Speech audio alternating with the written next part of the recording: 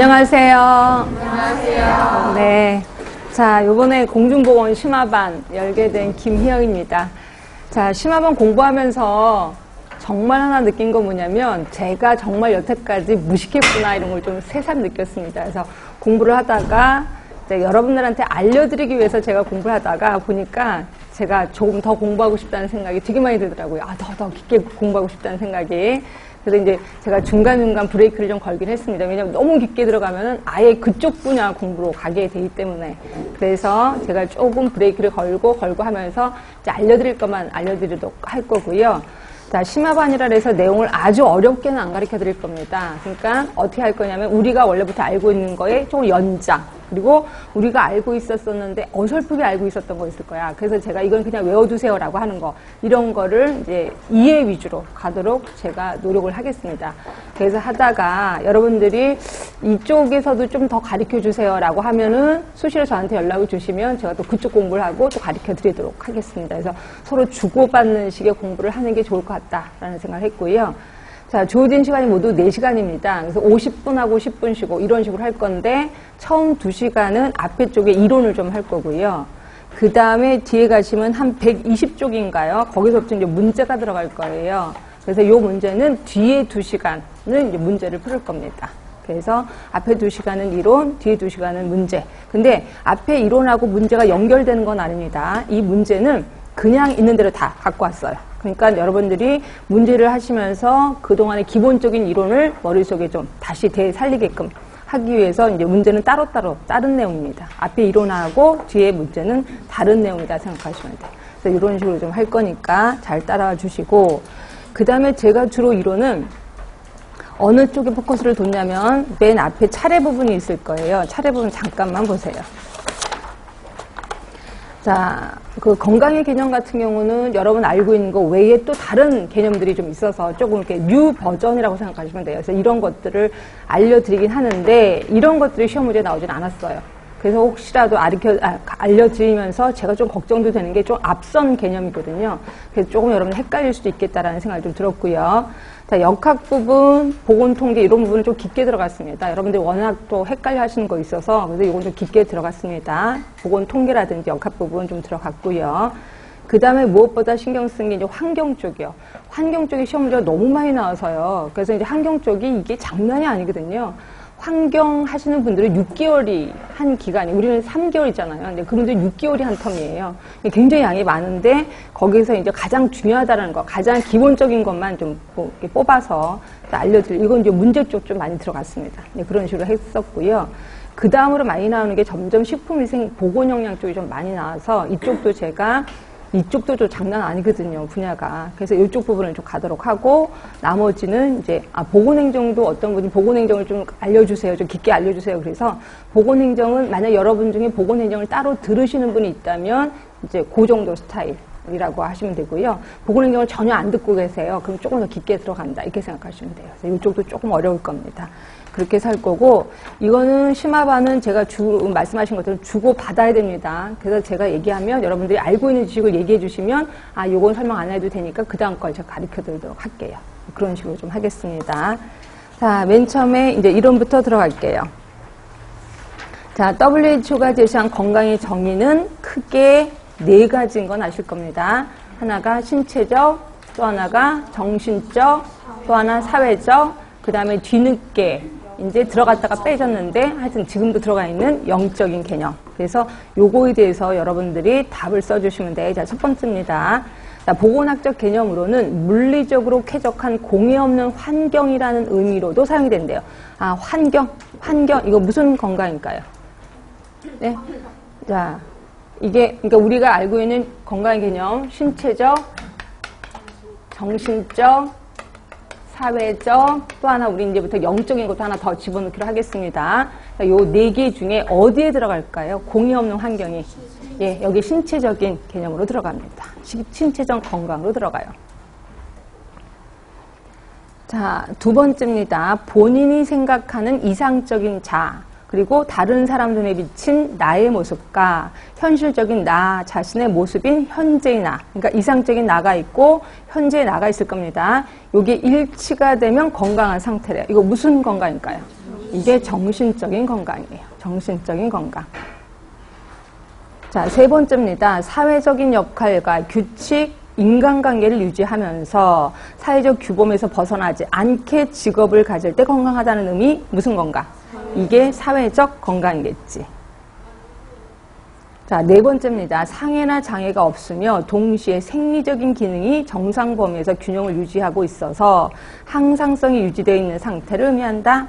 요게 신체적 건강. 자, 다섯 번째입니다. 개인의 직관적인 판단. 우리 직관적인 판단이 뭔지는 아실 거예요. 영감이라고도 하죠. 이런 직관적인 판단과 정신적인 초월의 상태에서 자기 중심적인 상태로 자기 만족을 경험하는 상태. 이게 뭐냐면 영적인 건강이에요. 그러니까 내 느낌이 이래. 느낌대로 했더니 괜찮아. 그럼 이게 영적인 건강이 있다는 거죠. 하여튼 요거를 WHO가 제시한 건강의 정의. 자, 건강 개념이 변천이 있습니다. 신체 개념, 요게 몇 세기 이전이죠? 19세기 이전. 이걸 어려운 말로 뭐라고 하죠? 심신이원론, 이렇게 하죠. 심신이원론. 19세기 이전입니다. 그러면 심신 개념은 19세기죠. 그리고 이걸 어려운 말로 하면 심신이론론이에요. 심신이론론. 자, 그 다음에 생활 개념은 20세기죠. 20세기. 그리고 요게 웰빙이에요. 웰빙입니다.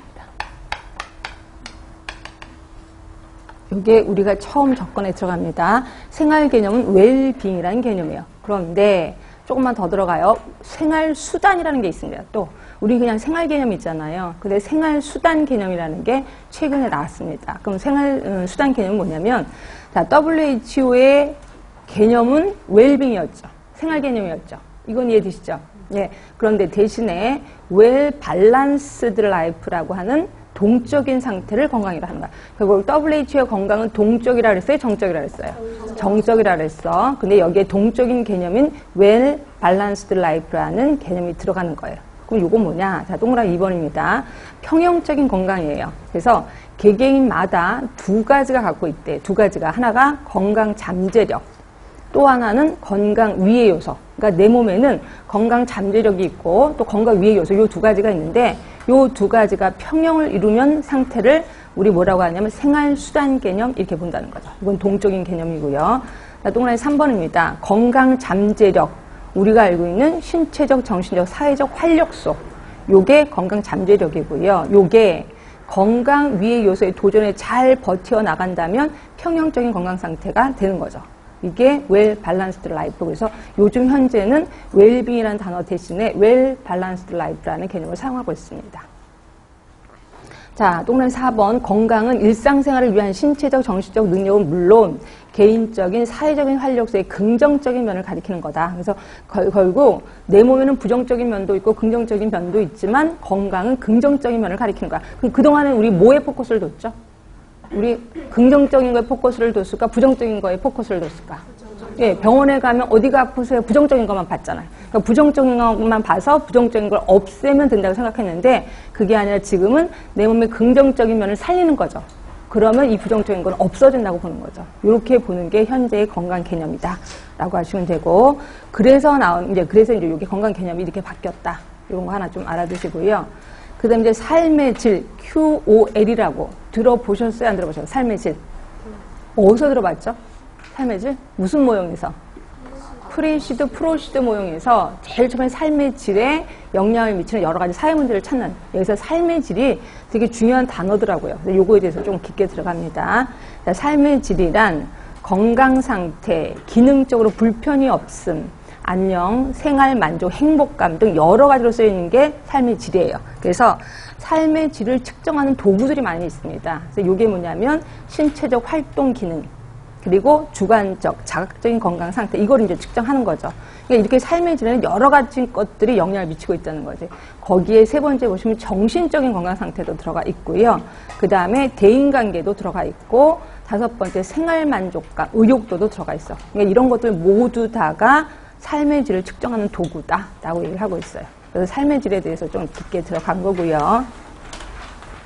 그 다음에 이제 네 번째는 요게 되게 중요한데 여태까지 우리 책에도 없었고요. 그리고 요게 문제가 한 번도 나온 적이 없어서 건강 질병 현상이 결정 요인이에요. 혹시 여러분들 셀프 케어라는 단어 제가 얘기했었었는데 기억하시죠? 셀프 케어. 그래서 셀프 케어에 영향을 미치는 요소라고 생각하시면 돼요. 셀프 케어. 자가 관리, 자기 관리 이거죠. 자가 관리에 영향을 주는 요소. 영향을 주는 요소. 요게 거기 보시면 모두 7가지가 있습니다. 그래서 이게 되게 중요한데 우리 쪽에 아직 안 나와서 이걸 좀 갖고 와봤습니다. 내가 첫 번째가 유전적인 요인이요. 타고나는 거. 그렇죠? 근데 유전적인 요인 자체를 결정 요인으로 인정하진 않아요. 그럼 뭐냐? 일종의 감수성이죠. 내가 그 분야에 유난히 약해. 내가 호흡기에 유난히 약해. 내가 또는 무슨 위쪽이 좀 나빠. 우리 집안이 원래 그래. 그래서 감수성 요인으로 생각하고 있는 게 유전적 요인이고요. 자, 두 번째입니다. 성 관련 요인. 성 관련 요인이라는 건 남자, 여자 이런 거죠. 그렇죠? 이런 성 자체가 결정적인 요인으로 해석하지는 않아요. 그러나 문화적, 행태적 요인의 차이 등으로 설명하고 있어. 그러니까 문화적, 행태적 요인, 남자니까 담배 펴도 돼. 남자니까 여자였는데 왜 네가 담배 펴? 이런 식으로. 이런 행태 차이로 설명하고 있다는 거죠. 하여튼 이렇게 성과 관련된 것도 이러한 셀프 케어의 결정 요인이 된다. 그 다음에 세 번째는 여러분들 다 아시는 것들은 사회 경제적 요인. 그렇죠? 돈이 많은 사람들, 돈이 없는 사람. 그래서 요거에 대해서 연구하는 사람이 블랙 리포트라고 있습니다. 블랙 리포트 보이시나요? 그래서 블랙 리포트 결과 1980년에 연구를 했었었는데 전문직에 비해서 비숙련 육체 노동자가 사망률과 이학률이 높다고 보고됐대요. 결국 비숙련이면서 노동일 하는 사람들이 금방 죽는다는 거죠. 이게 사회 경제적 요인 이런 것들도 관여하고 우리가 많이 알고 있는 게 생활 습관. 자, 생활 습관 하면 생각나는 사람 라논드. 예, 여기서부터는 아실 겁니다. 자, 생활 습관 몇 퍼센트?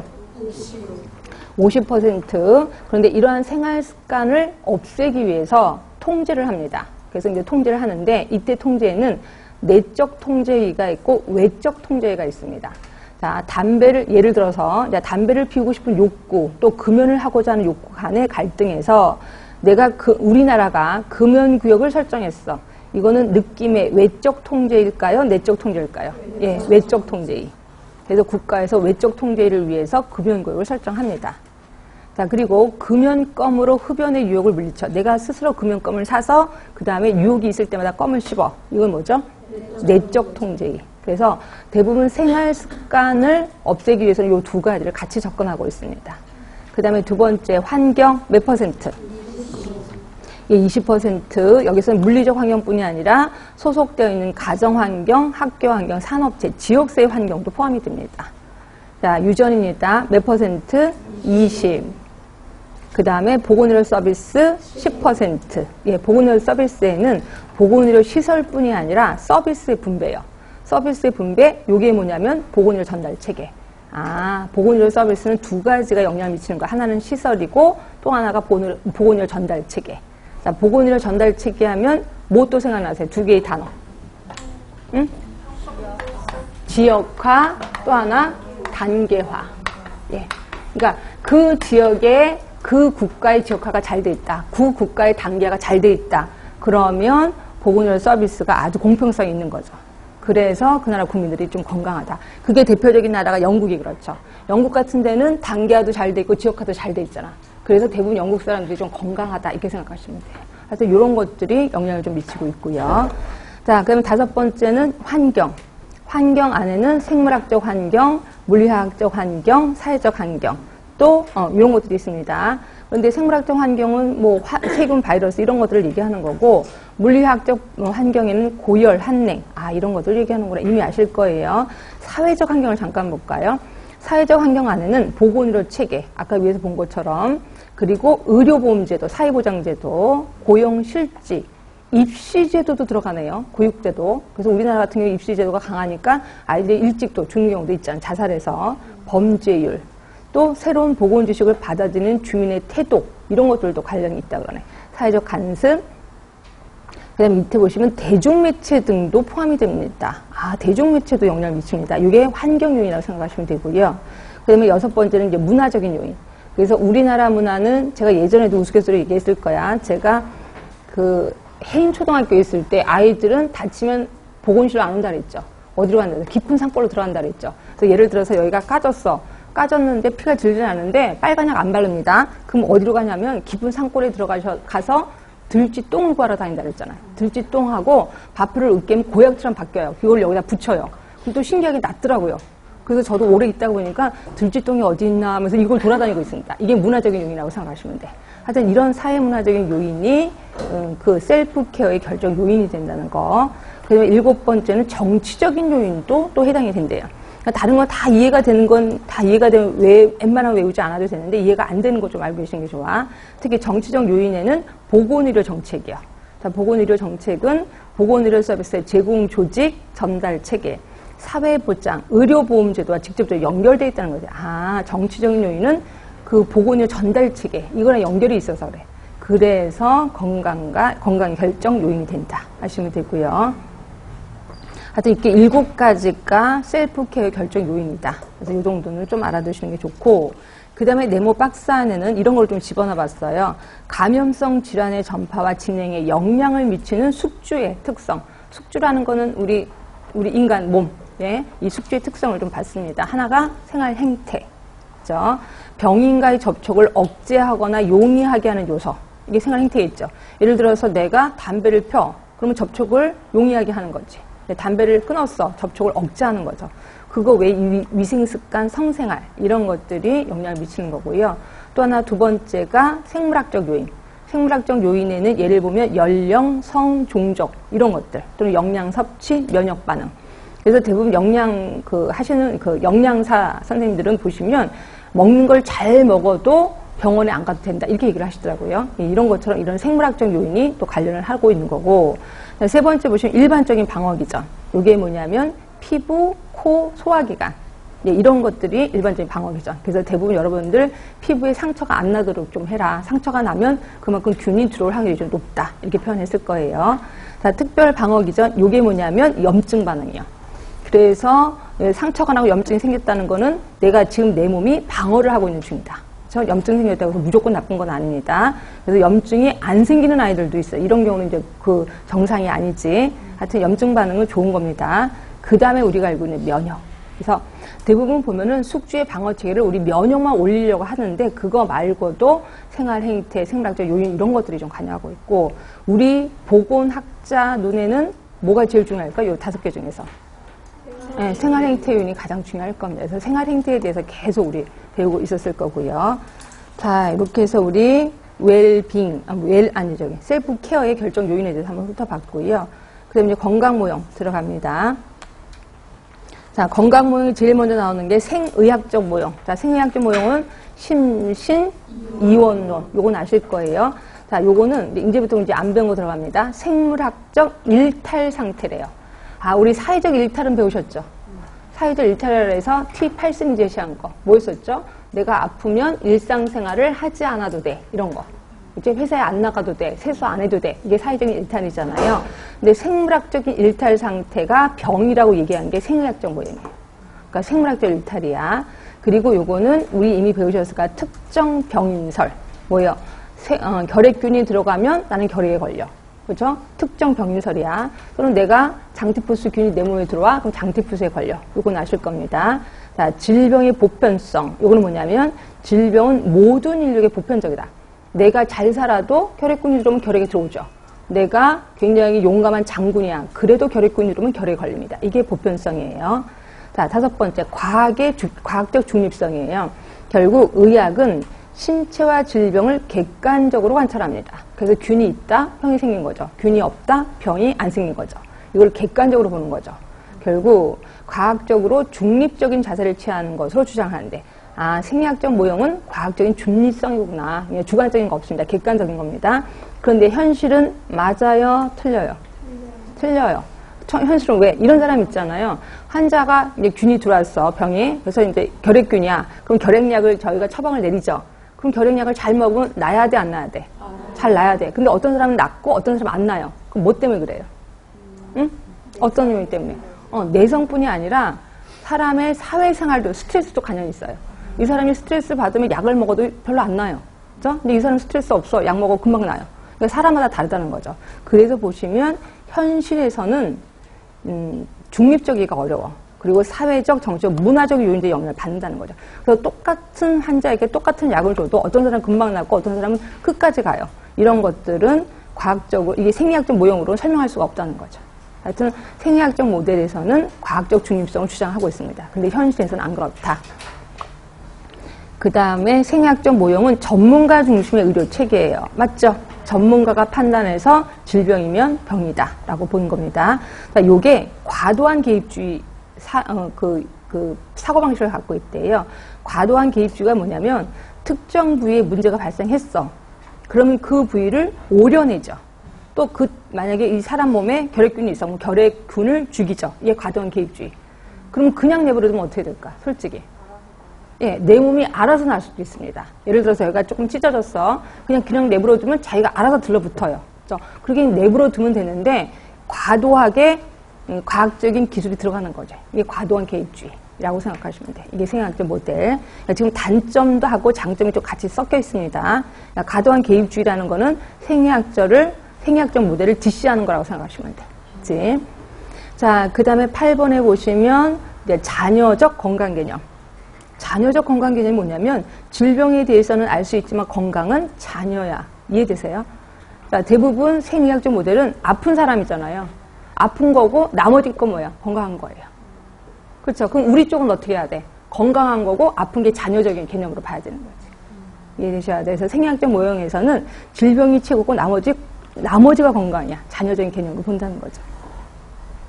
결국 생리학적 모델이 좋은 것도 있지만 대부분 좀 나쁜 것들이 좀 많다. 조금 오버하는 거다라고 좀 느끼실 겁니다.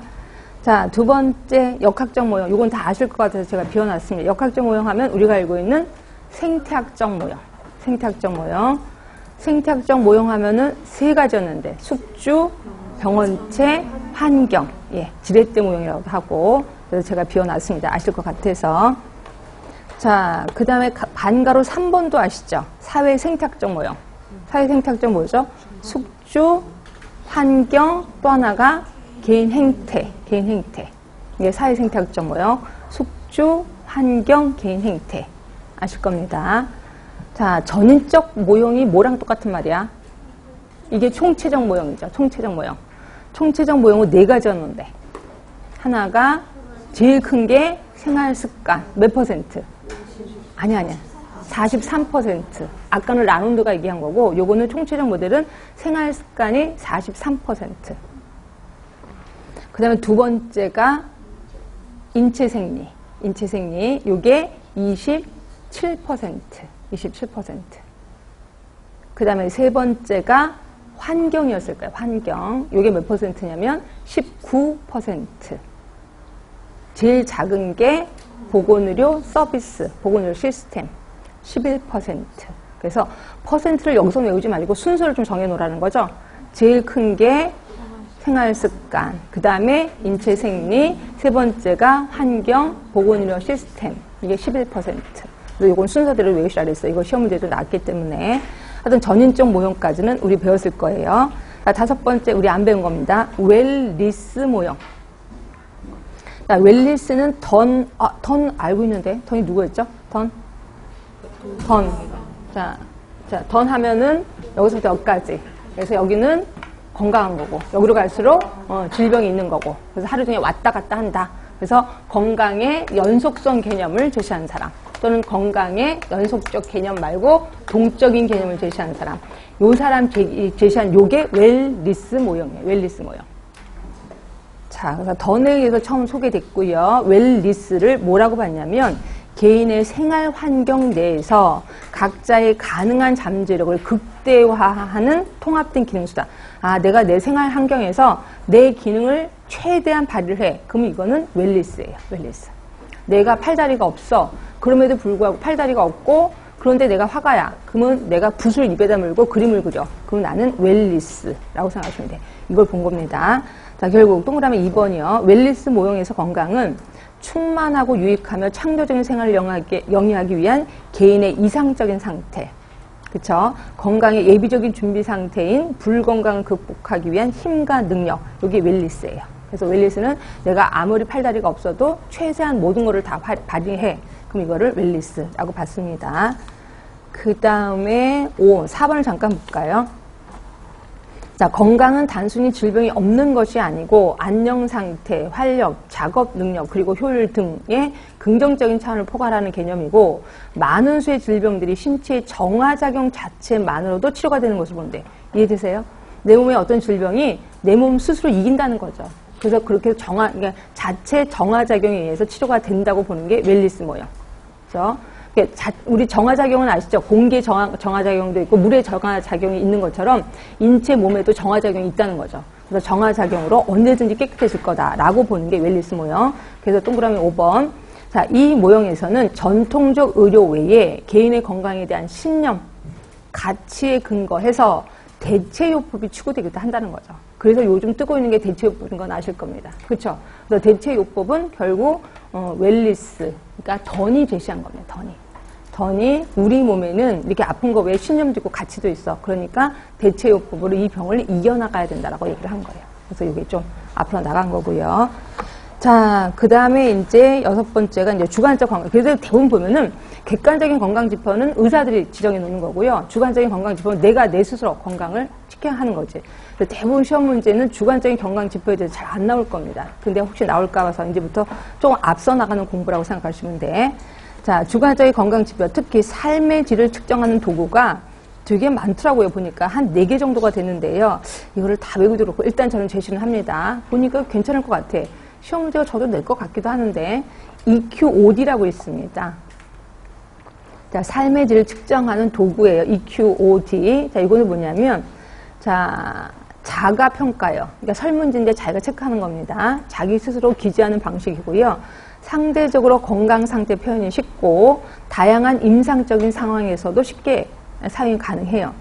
근데 이게 되게 더 활용하기가 좋은 게 뭐냐면 여러 가지 그러니까 국가 간의 비교가 가능하다는 장점이 있대요. 그래서 EQOD를 우리나라뿐이 아니라 다른 나라에서도 하고 국가 간의 비교를 하기 위해서 이걸 좀 하는데 문항을 좀 보세요. 문항, 운동 능력, 그리고 자기 돌봄 능력, 셀프 케어. 아까 제가 셀프 케어 얘기했을 거야. 그다음에 일상 활동, 통증 불편감, 불안, 우울. 그래서 5가지로 구분이 돼 있고 이렇게 5개의 문항에 모두 3점 척도입니다. 문제가 없다, 다소 문제가 있다, 심각한 문제가 있다. 이렇게 해서 대답을 하는 거야. 그러니까 5개의 질문에 대해서 문제 없다, 다소 문제가 있다, 심각한 문제가 있다. 결국 점수가 높을수록 상태가 좋은 거예요, 나쁜 거예요? 예, 나쁜 거죠. 그래서 EQOD라는 게 있고요. 자, 그 다음에 SF36, SF12, 12가 있습니다. 자, 요거는 뭐냐면 보건 정책에 대한 평가예요. 자, 일반인이나 노동인구를 대상으로 일반적인 건강 수준을 측정하는 대규모 조사에서 널리 사용하는 척도가 SF예요. 자, SF36은 9개의 하부 영역, 36개의 문항으로 이루어져 있고요. 그 밑에 보시면 쭉 써 있을 겁니다. 근데 그런 거는 좀 모르셔도 되고요. 거기에 한 5, 6번째 칸에 보시면 모든 영역의 점수를 합산해서 0점에서 100점까지 분포하도록 돼 있고 점수가 높을수록 좋은 건강 상태. SF36은 점수가 높을수록 좋은 거예요. 그리고 SF12, 이거는 36을 간단히 축약한 거예요. 그래서 모두 총 12개 문항으로 되어 있고요. 요것도 역시 100점으로 환산을 합니다. 이거 역시 점수가 높을수록 좋은 건강 상태를 의미하고 있어요. 그러니까 여러분들은 이런 게 만약에 문제가 나온다면 그렇게 나올 거야. 삶의 질 측정 도구가 아닌 것은 이런 식으로 나올 거야. 그러니까 제목만이라도 좀 기억하시고요. 또 이런 식으로 나올 수도 있습니다. 보기 중에 슬쩍 SF36은 점수가 좋을수록 어떤 거다. 이렇게도 나올 수 있어. 그러니까 이게 좋을수록 점수가 높을수록 좋은 건지 낮은 건지 요거만 좀 포커스를 주시면 될 것 같고 솔직히 문항을 물어보는 건 나오지는 않을 것 같아요. 그렇게 해서 하시면 되고 그 다음에 WHOQOL 그러니까 WHOQOL이에요. 그러니까 WHO에서 제시한 QOL 삶의 질 그렇지? 이거예요. 거기서 보시면 세계보건기구가 개발한 삶의 질 척도예요. 그래서 보시면 100개의 항목으로 되어 있습니다. 100개의 항목으로 되어 있고 이게 뭐냐면 그러니까 영역은 모두 4개 영역이야. 다시 거기 동그라미 1번 보세요. 신체 건강 영역, 2번째 심리 영역, 3번째 사회관계 영역, 4번째 환경 영역. 요게 우리 WHO의 건강의 개념이랑 똑같은 건가? 신체적, 정신적, 사회적, 또 하나가 영적인데 여기서 환경이 들어가네요. 그래서 이렇게 4개에 대한 영역을 질문을 한 건데 이거 역시 맨 마지막 삶의 질이 높을수록 척도의 점수가 높게 나타난다. 이건 WHO가 제시한 거야. WHO가 제시한 삶의 질 척도. 그러니까 WHO QOL이라고 생각하시면 되고요. 그 다음에 PWISF라고 있습니다. 자, 요거는 우리나라 직장인과 지역사회 인구 집단의 사회 심리적 스트레스를 측정할 수 있는 거야. 그러니까 직장인뿐이 아니라 지역사회 인구 집단입니다. 요거 역시 쭉 나와 있는데 동그라미 1번, 2번, 3번, 4번 그냥 슬쩍 넘어가시면 되고요. 거기도 보시면 점수가 높을수록 스트레스 수준이 높은 것을 의미해요. 아, 이건 점수가 높을수록 나쁜 거네. 스트레스가 높은 거네요. 그러니까 스트레스를 측정할 수 있는 게 PWISF야. 그리고 27에서 54점이 고위험 스트레스군, 9에서 26점이 잠재적 스트레스군, 8점 이하를 건강군으로 분류하고 있다. 그래서 이것도 한번 보시고, 요게 지금까지 했던 게 뭐예요? 삶의 질을 측정하는 도구. 그래서 삶의 질을 측정하는 도구가 4개였었고요. 그 다음에 반가로 2번은 정신질환을 측정할 수 있는 도구입니다. 이 중에 MMPI 들어본 기억 나세요, 안 나세요? 나지요? MMPI 들어보셨죠? 이게 우리나라에서 좀 많이 사용하고 있는 것 중에 하나입니다. 이게 가장 널리 쓰이고 있는 다면적 인성검사예요. 그래서 이거 하다 보면 되게 정신이 없어요. 566문항에 383문항 이게 있거든요. 그래서 하다 보면 시간 되게 많이 걸리는 게 이거 MMPI. 그래서 이거 뭔지 정신질환입니다. 또 인지능력. 그 다음에 우울증 검사. 요새 지금 현재 보건소에서 사용하고 있는 게 이거거든요. CSDK라고 해서 이거는 DK니까 보시면 한국, 코리안 거기 써있죠. 그러니까 한국 우리말로 번역한 거예요. 그래서 이것도 자기 기입식인데 우울증 간이 선별 도구입니다. 우울증 있느냐 없느냐 우리말로 번역을 한 거고요. 자, 요거는 그 밑에 줄에 지난 일주일 동안 경험한 우울을 측정하는 거예요. 그러니까 일주일 동안 경험한 거. 그리고 모든 연령층에서 적용 가능하고 역학 연구에도 적합한 게 CSDK. 그래서 이것도 알아두시고. 자, 거기서 20문항으로 이루어졌는데 20문항에 대해서 쭉 어떤 분야 좀 써봤습니다. 1번부터 8번까지. 자, 보시면 총점 60점으로 점수가 높을수록 우울 정도가 높은 것을 의미하네요.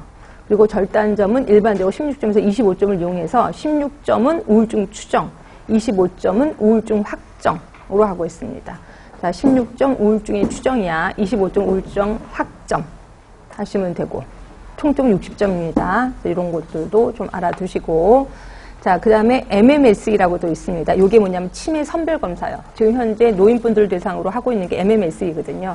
이것도 좀 알아두시는데 치매 선별 검사 이게 5분에서 10분 정도. 혹시 보신 적 있어요? MMSE? 그래서 제가 얘기를 하죠. 뭐 예를 들어서 그 중에 하나가 제가 지금 4개의 단어를 가르쳐 드릴게요. 볼펜, 보여줘요. 볼펜, 그 다음에 종이, 그 다음에 옷 이렇게 하고 이거 5분 뒤에 다시 한번 물어볼게요. 그때 얘기해 주세요. 이렇게 얘기를 해. 그래서 제가 5분 동안 다른 얘기를 해요. 그리고 제가 5분 전에 뭐라고 얘기를 했죠? 그걸 생각하게끔 하는 게. 이게 이제 질문 중에 하나가 들어가요. 하여튼 이게 MMSE. 자, 보시면 자, 5분 내지 10분에 측정할 수 있도록 고안되어 있는데 심하거나 중간 정도의 수준으로 진행된 치매를 탐지하는데 신뢰도와 타당도가 높대요. 아, 심하거나 중간 정도의 치매는 딱 좋아. 그러면 뭐예요? 지금 치매가 시작되는 사람한테는 이게 효과가 있어 없어? 별로 효과가 없어요. 약간 조금 중증이야. 또는 중간 정도 됐어. 그럴 때는 좀 타당도 높습니다. 자, 그리고 요거에 대해서 뭐가 있냐면 MMS 1번 시간 진압력 5문항, 장소 진압력 5, 기억 등록 3개 뭐 이런 것 좀 있습니다. 총 30문항으로 되어 있고요. 각 문항당 1점이 주어지고 자, 보시면 결국 점수가 높을수록 인지기능 수준이 높은 것을 의미해. 그러니까 좋다는 거예요? 나쁘다는 거예요? 좋다는 거죠. 그리고 10점 미만이면 심한 치매, 10점에서 19점이면 중등도, 20점에서 23점 경한, 24점 이상이면 정상으로 보고 있다 하시면 돼요. 그래서 MMSE는 치매 선별 검사구나. 그리고 점수가 높으면 높을수록 괜찮은 거구나, 좋은 거구나 하시면 되고요. 자, 그러면 아까 MMS는 치매가 의심되는 사람은 좀 힘들다 그랬죠? 그래서 만들어진 게 GDS. 자, GDS는 치매가 의심되는 환자, 인지기능 장애가 의심되는 환자의 임상양상 심각도를 평가하도록 제작되어 있는 거예요. 그래서 요거는 좀 가벼운 치매를 앓고 있는 사람한테 좀 하는 거라고 생각하시면 되고요. 자, 주로 기억력과 일상생활 기능에 초점이 맞추어진 평가 척도입니다. 그리고 그게 이제 치매. 그러니까 치매 쪽은 결국 MMSE 아니면 GDS 이렇게 기억하시면 되고, 그 다음에 반가로 3번. 요건 어디서 보셨을걸요? 일상생활 능력 조사 도구. 뭐예요? ADL, 또 하나 IADL. 네, 이거는 현재 보건소에서 엄청 많이 하고 있는 거. 자, ADL 다시 한번 볼게요. 일상생활을 영위하는 데 필요한 가장 근본적이고 필수적인 활동으로 일상생활의 역할과 과업을 수행하는 기능 상태를 평가하는 거예요. 그래서 봤더니 목욕, 옷 입기, 화장실 사용 등등등에서 3점 척도입니다. 1번 완전 자립, 2번 부분 의존, 3번 완전 의존. 결국 점수가 높을수록 어떻다는 거예요? 예, 의존성이 높음을 의미하는 거지. 그치? 자, 그 다음에 IADL은 지역사회 환경에서 독립적인 생활을 하는데 필요한 ADL보다 높은 차원의 기능 상태. 그러니까 내가 지역사회 생활을 하면서 얼마나 기능을 잘하느냐 이걸 보는 게 IADL. 또한 입원 후 퇴원하려는 환자의 사회복귀 가능성을 확인하는 데도 사용을 한대요. 아, 내가 입원했다 퇴원할 때 IADL을 체크하는구나. 자, 거기 보시면 이것도 총 10문항입니다. 이거 역시 점수가 높을수록 의존성이 높음을 의미한다. 아시면 돼요. 자, 여기까지 다시 한 번만 확인해 볼게요. 우리 척도 배웠습니다. 척도에서 특히 삶의 질, 아까 제가 삶의 질이라는 단어를 좀 많이 쓴다 그랬어. 삶의 질을 측정하는 도구가 모두 4개, EQ, OD. 자, 점수가 높을수록 상태는 낮다. 별로 안 좋다. 자, SF36, SS12. 자, 요거는 뭐예요? 점수가 높을수록 좋은 겁니다. 자, WHO가 제시한 삶의 질, WHO의 QOL. 예, 이거 역시 점수가 높을수록 좋다. 자, 그 다음 PWISF, 요거는 스트레스 쪽입니다. 스트레스. 그래서 여기 점수가 높으면 스트레스가 많다는 것을 얘기하는 거고요. 그 다음에 정신질환 하면은 MMPI. 이거 워낙 많이 쓰니까. 또 CSDK, 요게 우울증 검사라고만 생각하시면 돼. 이것도 역시 점수가 높을수록 우울증이 많다는 걸 얘기하는 거고요. 그 다음에 현재 보건소에서 많이 하고 있는 치매 검사, 이게 MMSE. 이거는 점수가 높을수록 상태가 좋은 거다라고 하고, 요거는 이런 것들도 좀 외워두시면 돼요. 그 점수 같은 것도요. 10점 미만이면 심한 치매. 이거 좀 기억하시면 되고, 하여튼 요거 24점 이상이면 정상 이렇게만 하시면 돼요. 근데 이 MMSA는요 학습 효과가 있는 건 아시죠? 이 치매 선별 검사가 1년에 한 번씩 합니다. 그럼 1년에 한 번씩 계속 같은 분이 하시거든요. 그럼 나름대로 이게 학습 효과가 있어서 이거 만점 받으시는 분도 있어요. 근데 제가 보기엔 치매예요. 그래서 운전하시는 분인데요. 이거 점수 만점이거든요. 근데 그분이 얼마나 치매냐면 운전하세요. 손님을 탔어요. 죄송하지만 어디 가세요? 어디 얘기를 했을 거 아니에요? 5분 있다가 또 물어봐요. 어디라 그랬죠? 또 물어봐요. 어떤 때는 진짜 여기 타에 있는 것도 깜빡 잊어버리실 정도. 근데 그런 분이시거든요. 그래서 치매가 좀 상태가 조금 있는데 이 점수는 만점이니까 학습 효과 때문에 그래요. 그래서 이런 게 있고요. 그래서 이제 분명 신뢰도 타당도가 높다고는 하지만 현장에서 좀 그렇진 않습니다. 그다음 이제 GDS는 아까 말한 대로 이제 약한 치매 있을 때 좀 하고 있고요. 자, 일상생활 능력 ADL, IADL 둘 다 점수가 높을수록 상태는 별로 안 좋은 거다. 이렇게 생각하시면 돼요. 자, 그 다음에 이제 보건학적 역사적 인물, 그래서 제가 다 아실 것 같아서 비워놓은 거 비워놨습니다. 자, 맨 처음 거 뭐예요? 의료인의 지위, 보수, 과실, 의료제도 등을 규정한 거. 네? 누굴까요? 아, 뭘까요? 어딜까요? 무슨 법전일까요? 함무라비 법전. 나라도 있었는데 이거 어디였었죠? 메소포타미아. 눈에는 눈, 이에는 이. 그래서 의료제도를 규정했습니다. 과실 이런 거. 자, 장기설을 제시하는 사람 히포크라테스. 자, 저서로는 공기물 토지에 대해서도 했고요. 양생법도 했네요. 이때 양생법은 누구를 위한 양생법이었죠? 귀족들을 위한 양생법이라고 얘기를 했을 거예요. 요거에 반발해서 나온 사람이 살레르노의 양생법. 살레르노의 양생법은 일반 시민을, 백성을 위주로 뭔가 양생을 했지. 자, 그 다음에 세 번째, 히포크라테스의 장기설을 계승 발전시킨 사람, 갈렌 또는 갈레니우스라고 합니다. 위생학이라는 용어를 처음으로 사용했죠. 자, 프론티누스라고 해서 이게 뭐냐면 로마의 상수도 위생을 제시했대요. 최초로 보건행정 관련 문헌을 남긴 사람. 여기까지가 고데기. 여기까지 고데기. 자, 그 다음에, 자, 저서로 전염과 간염병 및 그 치료, 보이지 않는 종의 존재. 아, 눈에 보이지는 않지만 조그만 뭔가 있다. 라고 얘기한 사람, 누구죠? 눈에 보이지는 않는데 뭔가 조그만 게 있다고 얘기했는데, 프라카스트로. 프라카스트로. 그냥 말 그대로 프라카스트로 외우시면 돼요.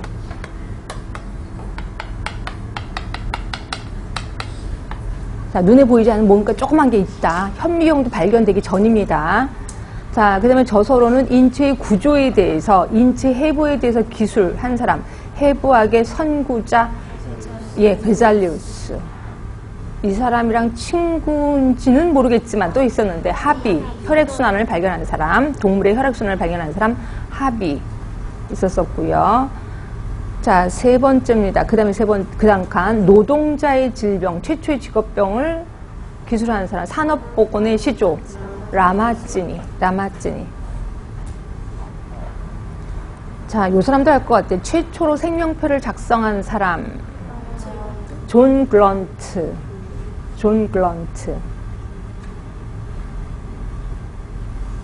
그 다음에 하이젠즈라 해서 요 사람이 이 사람도 생명표를 작성하긴 했는데요. 이 사람이 평균 수명 계산법을 개발한 사람. 평균 수명이라는 말 많이 들어보셨죠? 이 평균 수명 계산하는 거를 개발한 사람이 하이젠즈예요. 여기까지가 근세 중에서도 초기 앞에 뭐죠? 무슨 주의죠? 중상주의. 플라카스트로, 베잘리우스, 라마찌니, 존 그란트, 하이전즈까지. 이 사람이 근세 중에서도 중산주의입니다. 자, 그 다음이 완전한 의사경찰 체계, 그리고 국민건강, 국가가 책임을 져야 된다. 이게 프랭크. 독일 사람입니다. 그래서 독일에서 그런지 약간 좀 강하지. 완전한 의사경찰 체계. 자, 그 다음에 우두종둔법. 예, 제너입니다. 제너. 우두종둔법을 실제로 실시도 했습니다. 제너. 그 다음에 베르노일리, 이 사람은 통계적인, 그러니까 두창의 예방 효과, 두창의 진단 판정에 통계적인 방법을 적용했다 그러고요. 라플레이스라고 어디서 들어봤는데, 우리 보건행정하는 사람 들었을 텐데, 라플레이스. 기억하시지 않으세요? 라플레이스? 들어본 기억은 나세요? 응? 의사결정할 때, 맥시, 거기서 라플레이스 기억하시죠? 라플레이스가 뭐였었어? 좋은 점, 그러니까 이익이 많아, 그리고 손해가 있어. 요 두 개를 통계내서 반으로 하는 거. 이게 라플레이스. 그래서 라플레이스가 뭐라고 표현했냐면 거기 확률론을 제시한 거예요. 질병에 대한 통계 분석을 비교적 정확하게 확률로 접근해 들어간 거 아시면 돼요. 라플레이스입니다. 자, 그 다음에 피버, 열에 관해서 레포트 쓴 사람 누구세요? 체드윅. 이 사람 때문에 만들어진 게 세계 최초의 공중보건법. 몇 년? 1848년. 그거 말고도요, 이 사람이 묘지위생 등에 관한 새로운 방향을 제시했다고 그러네. 묘지위생. 그리고 공중보건운동의 선구자 하시면 돼요. 체드윅입니다. 자, 그 다음에 스미스 있습니다. 스미스 건강철학. 항해 검역법을 제정했다고 그러네요. 스미스라는 사람. 스미스 우리 어디서 많이 들었더라? 모르세요? 스미스? 처음 들으셨나? 처음 들었어요? 스미스라는 사람? 몰라. 하여튼 스미스라는 사람이 있습니다. 잘 생각을 해봐야 되는데. 하여튼 스미스라는 사람 좀 많이 들었는데. 하여튼 이 사람은 항해 검역법에 대해서 제시한 사람이고요. 그 사람 누구세요? 매사추세츠주의 위생위원회 보고서, 보건사업 시행에 지침서. 이 사람 미국 사람인데. 세터 씁니다. 미국 사람. 자, 그 다음이 콜레라 발생의 전파 양식에 대해서, 그러니까 여기 세터까지가 근세 중에서 뒷부분, 무슨 주의? 계몽주의. 산업혁명 시대. 세터까지입니다. 자, 그 다음에 콜레라 발생의 전파 양식에 대해서, 콜레라 발생의 전파 양식이 누굴까요? 스노우. 자, 그 다음에 실험 위생학의 아버지. 예, 페텐코프. 메넨 대학에서 위생학 강좌를 개설했죠. 페텐코프입니다. 자, 그 다음에 방부법을 개발했대요. 우리가 알고 있는 석탄산 살균법, 고온멸균법. 누구죠? 리스터. 그렇지, 리스터. 석탄산 살균법을 개발한 사람. 자, 그 다음에 이거는 알겠지? 탄저병, 닭콜레라. 솔직히 닭콜레라를 발견한 게 아니라 닭콜레라 백신을 발견한 거지. 백신. 광견병, 항혈청을 발견한 사람. 누구세요? 파스테르지, 파스테르. 파스테르. 그러니까, 광견병, 항혈청을 발견한 사람. 그러니까 이 사람은, 파스테르는 뭐라 그랬어? 백신을 발견한 사람이죠. 백신. 이게 뭐죠? 인공 능동면역을 발견한 파스테르입니다. 그 다음이 파상풍균, 결핵균, 콜레라균을 발견한 사람. 이게 코우죠. 코우. 승홍수 소독법, 고온 증기 멸균 소독법, 저온 소독법을 개발한 사람. 이게 코우입니다. 그 다음에 베링이라는 사람 처음 들어보셨을 거예요. 이 사람은 파상풍 항독서, 디프테리아군 항독서, 혈청을 발견했대요. 하여튼 요게 베링. 자, 그 다음에 벨란틴이라 해서 모자보건 사업을 좀 주장했고요. 모자보건 사업을 실제로 실시를 했다고 그러네요. 자, 여기까지가 근대기. 그러니까 아까 페텐코프서부터 그 다음에 벨란틴까지 요게 근대기. 자, 그 다음에 공중보건학을 정의한 사람 누구죠? 윈슬로우. 페텐코프가 아니라 스노우구나. 스노우서부터 그 다음에 벨란틴까지. 자, 그 다음에 알렉산더 프레밍이라고 처음 들어보셨을 거야. 제가 예전에 뭐 설명하면서 페니실린이 나오면서 많은 죽어가는 사람이 살게 됐다라고 한 거. 이 페니실린을 발명한 사람이 알렉산더 플레밍이에요. 이것도 좀 알아두세요. 이런 사람들, 이 사람은 뭐 그 노벨 생리의학상까지 수상한 사람이 되게 워낙 유명해서 이 사람도 좀 아시는 것도 좋아요. 자, 그 다음에 이제 장기설 좀만 들어갈게요. 장기설 워낙 아는데 좀 이게 좀 색다른 조건을 해봤습니다. 자, 장기란 더러운 공기라는 건 아시죠? 근데 이 더러운 공기가 어디서 나오냐면 축축하고 더운 땅에서 생긴대요. 그러니까 그러면 건조할 때 생기겠어? 비가 올 때 많이 생기겠어? 네, 여름에 장 맞을 때 많이 생기는 거죠. 축축하고 더운 땅에서 생기는 오염된 공기, 독기라고도 표현을 했어요. 그래서 를 의미하고 인체가 나쁜 공기 노출이 되면 인체를 구성하고 있는 4개의 체, 아시죠? 혈액, 점액, 황달, 흑담의 균형이 깨진다는 거죠. 그렇죠? 그래서 균형이 깨졌을 때 병이 생긴다라고 얘기를 했고요. 이거는 히포크라테스 학파가 주장했고 갈렌에 의해서 계승 발전됐다. 이건 아실 겁니다.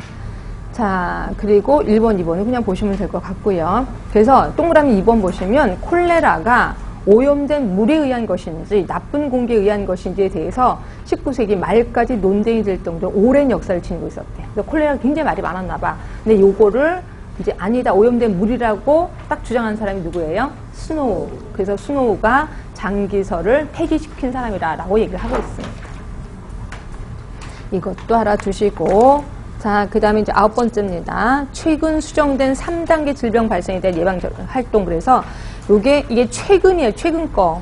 근데 이게 여러분들 이거 가르쳐 드릴까 말까 지금 되게 고민이긴 하는데, 우리가 알고 있는 1차 예방, 2차 예방, 3차 예방 아시죠? 네. 1차 예방은 질병 전 단계. 그래서 우리가 알고 있는 건강 증진, 특수 예방이 여기 들어가요. 건강 증진은 건강한 생활 양식과 식이, 환경 위생, 건강 위해 행위 개선 이런 것들이고요. 특수 예방하면 우리가 알고 있는 예방 접종. 예, 우리가 확실히 알고 있는 거 1차 맞습니다. 근데 2차를 보시면 질병이 잠복기 때 하는 거예요. 요게 조기 발견, 조기 치료예요. 그래서 우리가 알고 있는 집단 검진. 자, 3차 잠깐 볼까요? 질병 발현기예요. 그래서 치료, 악화 방지, 재활. 우리가 알고 있는 치료 악화 방지가 몇 차였었는지 기억하세요? 이게 2차였거든요. 근데 최근 수정된 3단계가 요게 3차로 갑니다. 3차로. 그래서 요거를 제가 알려드릴까 말까 되게 고민스럽긴 해요. 근데 이게 최근에 이렇게 바뀌었다고 그러네요. 근데 우리는 아직까지도 치료 악화 방지를 2차로 좀 알고 계시면 되고, 혹시라도 이런 문제가 나오면 아, 이렇게 바뀌었었구나 이렇게 생각하시면 돼요. 제가 이제 9번 문제는 좀 고민을 했습니다. 자, 그렇게 해서 알고 계시고, 그 다음에 10번은 히포크라테스. 자, 히포크라테스는 이런 것도 좀 처음 알았을 것 같아서, 히포크라테스는 질병을 진행 정도에 따라서 급성, 만성으로 구분을 했고요. 전파 범위에 따라서 전염병과 풍토병으로 분류를 했대요. 그래서 풍토병에 대해서 제일 처음 얘기하는 사람이 히포크라테스예요. 그렇지? 이렇게 해서 아시면 되고, 또한 해부 생리 병리학적 측면에서 4개의 체액을 설명한 것도 아실 거고요. 그래서 급성, 만성, 또 아까 말한 전염병, 풍토병 이것도 좀 알아두시고요. 자, 그 다음에 제가 발음을 좀 잘못했나 봐. 버나드를 했는데 그게 아니라 베르나르래요. 베르나르. 자, 이 사람 누군지는 아시죠? 외부 환경, 내부 환경, 항상성을 얘기를 했고요. 이 사람은 프랑스 실험의학의 창시자 중에 한 사람이고요. 자, 이 사람 생리학 교수, 의학 공부했고 생리학 교수입니다. 그리고 지방소화에 있어서 췌장액의 기능, 꼭 간의 글리코겐 합성, 뭐 등등등 연구를 했는데요. 네 번째 보시면 가장 큰 업적은 생명체의 내부 환경에 대한 항상성의 개념을 탄생시킨 거. 그래서 이게 이제 우리 시험 문제도 나왔다. 아까 그랬을 거야. 내부 환경에 외부 환경, 이런 거. 하여튼 요거 얘기를 했고요. 자, 그 다음에 11번은 그냥 아시라고요. 우리나라에서는 관리사업 중에 전염병 관리사업을 가장 먼저 시작했어요. 모자보건이 먼저 시작됐다고는 하는데 그게 아니야. 전염병, 특히 결핵관리사업이 제일 먼저 시작됐습니다. 그래서 이런 것들도 좀 알아두시고, 자, 위생학은 조금만 쉬셨다가 마저 하도록 할게요.